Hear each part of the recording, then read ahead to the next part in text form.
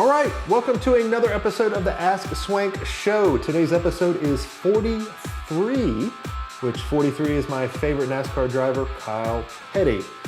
Well, today we have an exciting episode because we are going to chat about selling your agency, and all the questions are themed around that, where we're going to talk about what is your agency worth right now and how to calculate that, how do you improve your valuation, and what does the process actually look like? I'm Jason Swenk, and I'm answering your questions. And this is Ask Swenk.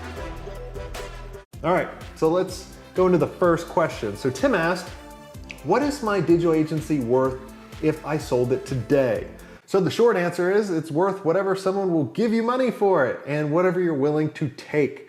You know, the thing I want to debunk right now is if you can get over 5 million, you'll get tons and tons of money, or get over 1 million. It doesn't matter on your gross. I know agencies that are over 10 million in revenue and they're like at 4% profit, which is horrible, okay? Like your goal for profit margin should be 40% and more than that. If it's not, you're doing something wrong. And there's a lot of people doing something wrong. But the cool thing is know there's something wrong and you can make it darn change, right?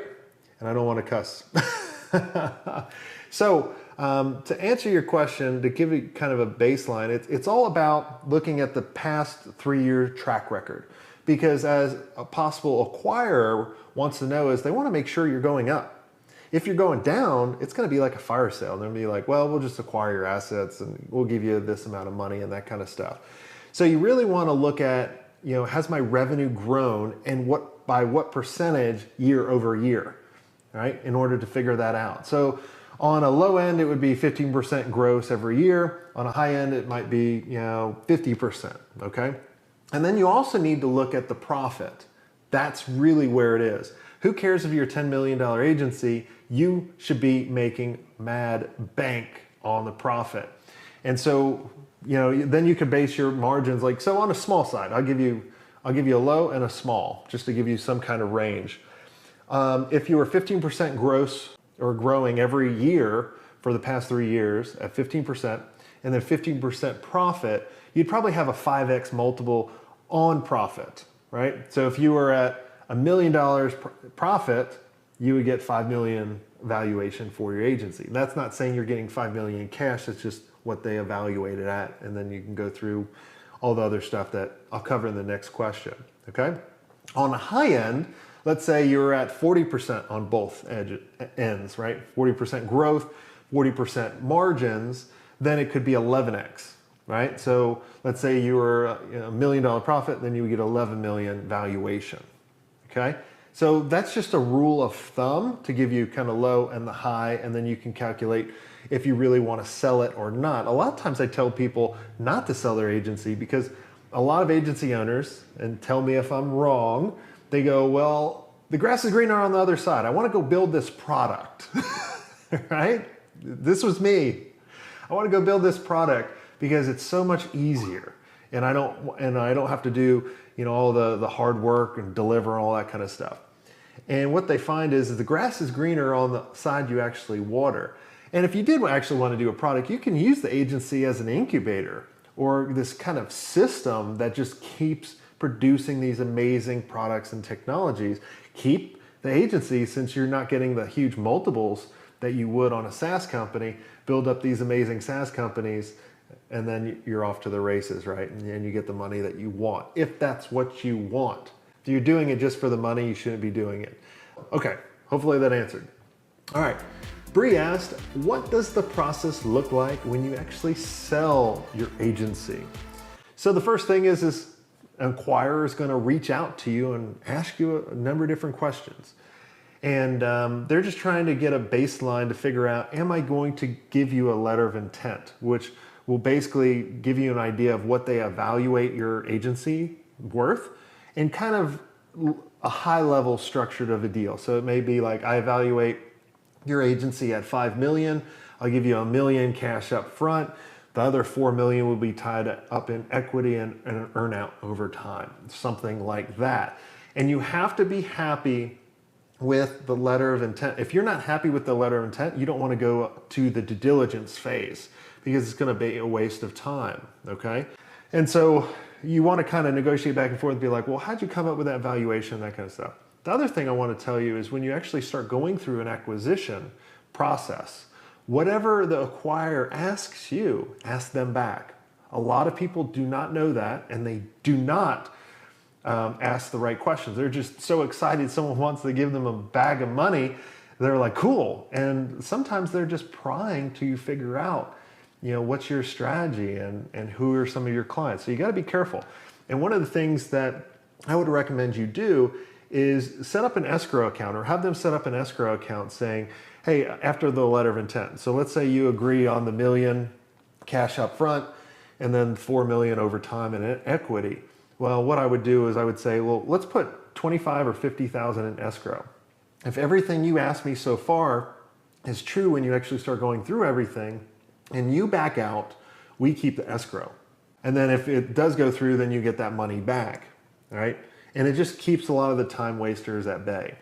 And you'll see if they're really serious, okay? So after the letter of intent and you start going through the due diligence phase, then they'll actually draft up kind of a term sheet. This is the legal document. This is telling you everything. And what you're really looking for is kind of cash up front. And the one thing I'll tell you, be happy with the guaranteed cash. Expect kind of the earn out, the equity, all that it won't ever happen. If it happens, great. But I want you to be happy with the cash, because a lot of people, they'll get a $5 million valuation, they'll sell their agency, but they only got like 100,000 in cash. And then they never see the other $4.9 million, okay? It's happened to so many people. So just be happy with the cash up front, and you have to figure out why you're selling as well. So then after the term sheet, then you're sold. And then you got to figure out, am I staying on with the acquirer? What do I need to do? Am I going to have a non-compete? All that other stuff. And then you can actually celebrate, because congratulations, you just sold your agency. Now what? I struggled with 2 years trying to figure out what the heck am I going to do next. I was just lucky enough that a lot of you reached out for help, and I truly loved it. All right, so last question. Tony asked, how can I increase my agency's evaluation? Well, there's a number of different ways you can actually increase it. The first one is looking at your assets. What assets do you have? Assets could be your client contracts. You want to make sure you have long-term contracts, not clients can cancel at any time. So if you're month to month, that's not good. So you want it fully extended. Also too, you want to make sure that you can transfer those agreements with just written notice. You don't have to get their approval. So in a lot of acquisitions, agencies will be an asset purchase, meaning if someone wanted to buy you, you actually have to go to your clients, get them to sign off, you being able to sell that contract to them, okay? So you want to put that in your contract now, and it's you just chat with your lawyers on that, but it's just a transferable contract with a written notice. That's about it, okay? Then you want to make sure that you don't have too much revenue tied up in one or two accounts, right? Because if you lose that account, you're going to lose a ton of money, and you don't want that either. So you got to make sure. Another thing is kind of the profit leaks. You want to make sure you're charging enough, you're not over delivering, and scope creep's actually kept at a minimum, right? Because that increases your profit, so you can keep growing and keep going up. They also want to make sure you have multiple channels for your business development, right? I always tell people that I work with, and this is what we had: inbound strategy, outbound strategy, and strategic partnership strategy. And I'm not talking about like, you give me a referral, I'll give you a referral. It's more about, who is my strategic partners? How can I align with them? How can I help them out and move forward, okay? Other things are, you want to really have a good snapshot of all your KPIs, right? My profit, how much does it take to acquire a client? What's the lifetime value of the client, right? What's my burn rate? All of these, you want to make sure you have a really good understanding of it. We've all watched Shark Tank. That's one of my favorite shows. And I love when the entrepreneur comes in there and they're not prepared, knowing their numbers. That's what you look like. if they start asking you questions and you take a while to get back to them. Like we had everything ready. When they asked this question, we're like, boom, boom, boom, boom, boom, boom, boom, and just giving it to them, all right? And they knew we were prepared. We knew our stuff, okay? The other one is really a lot of times getting an outside perspective, right? You want that outside perspective to see through the trees, right? That helped us increase our valuation because, you know, when you're in it, running it every day, it's hard. So if you want to set up an advisory group or board of directors, work with me, hint, hint, winking, if you can't see me, right?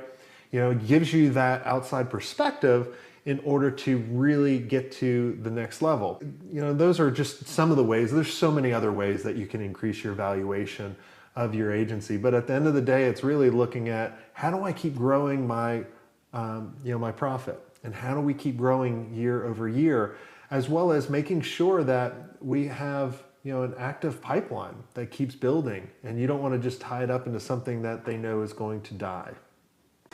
I want you to join the conversation. Make sure you comment and subscribe. Thanks for giving me your most valuable asset, your time.